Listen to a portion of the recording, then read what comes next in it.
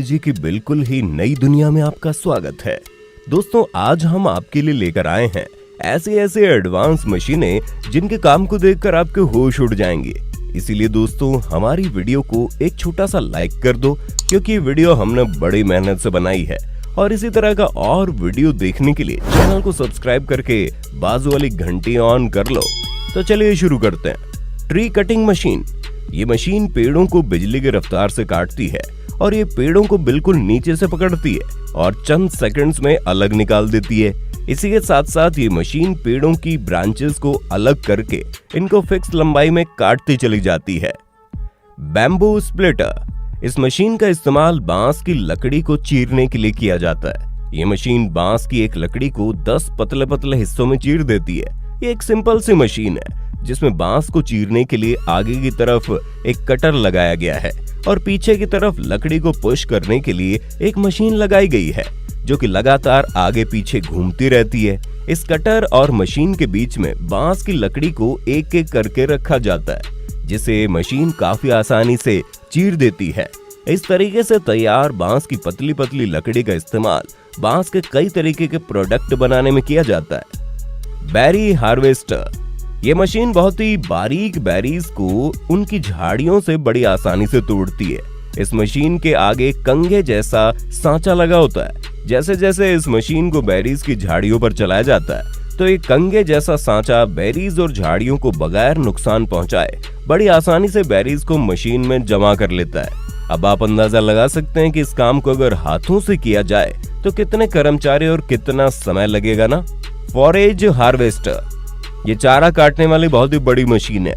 ये मशीन बड़े बड़े इलाकों को चुटकियों में साफ कर देती है। इस मशीन के आगे 20 हार्वेस्टर मशीन लगी है जो कि लगातार घूमती रहती है और इस मशीन के पीछे 5 कंटेनर मशीन के साथ साथ चलते हैं, जिसमें मशीन चारे को प्रोसेस करके जमा करती जाती है। Rice harvester.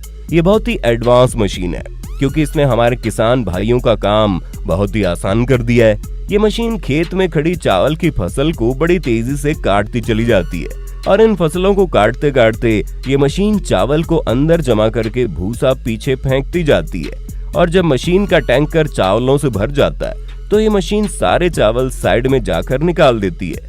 इस तरह इस मशीन में कम समय में ज्यादा चावल निकाल लिए जाते हैं। Tree transplanting.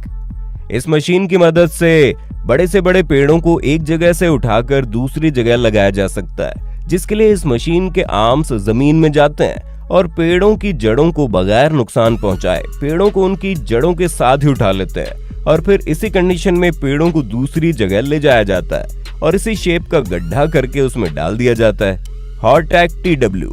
दोस्तों, खेतों में पत्ते वाली सब्जियों को तोड़ना बड़ा ही मुश्किल काम होता है क्योंकि उन पत्तों को एक एक करके चुनना होता है, जिसमें बहुत ज्यादा वर्कर और बहुत ज्यादा समय लगता है। लेकिन ये मशीन इस काम को बड़ी आसानी से कर देती है। ये मशीन सभी पत्ते वाली सब्जियों को बड़ी साफ सफाई के साथ तेजी से तोड़ते जाती है। इस मशीन के आगे वाले हिस्से में छोटे छोटे नोब लगे होते हैं, जिसकी ऊंचाई को पत्तों की साइज के हिसाब से सेट किया जाता है। Cabbage harvester. इस मशीन का इस्तेमाल खेतों से पत्ता गोभी तोड़ने के लिए किया जाता है। ये मशीन के आगे नीचे की तरफ रोलिंग ब्लेड्स लगे होते हैं जो कि लगातार घूमते रहते हैं और पत्ता गोभी को काटकर ऊपर भेजते जाते हैं, जहां ये एक दूसरी मशीन इन पत्ता गोभियों के पत्तों को उतार देती है। उसके बाद एक वर्कर इन पत्ता गोभियों को अच्छी तरह चेक करके आगे कंटेनर में भेज देता है।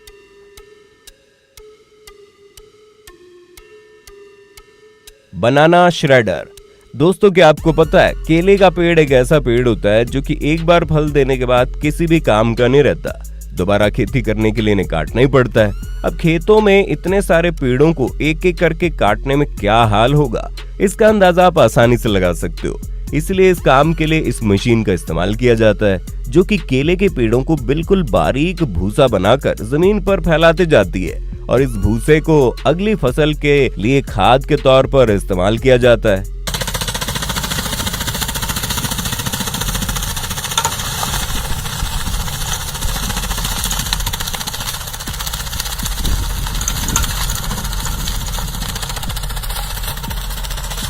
पुलवेराइजर।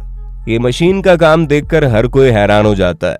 इस मशीन की मदद से किसी भी लकड़ी को पाउडर में कन्वर्ट किया जा सकता है। यहाँ पर इस मशीन में खजूर के पत्तों को डाला जा रहा है, जो कि बड़ी तेजी से इनको पाउडर बना रही है।